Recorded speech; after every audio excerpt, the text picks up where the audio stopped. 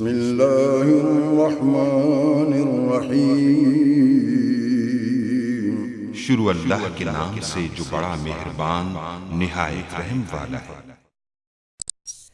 अस्सलाम वालेकुम गाइस। तो आज हम डिस्कस करेंगे यानी कि how to argue and criticise.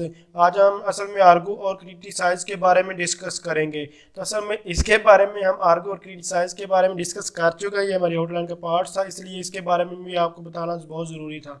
तो ये हमारे पास आर्ग्यू एंड क्रिटिसाइज था पता, जैसे कि आपने प्रपोजल की बात की या फिर थीसिस की बात की, रिसर्च पेपर की कोई भी बात करते हैं तो उसमें हमारे पास आता था लिटरेचर रिव्यू। तो लिटरेचर की रिव्यू क्या होता है, इसको बहुत डिटेल के साथ हम जो डिस्कस कर चुके हैं, इसकी टाइप्स भी कर चुके हैं।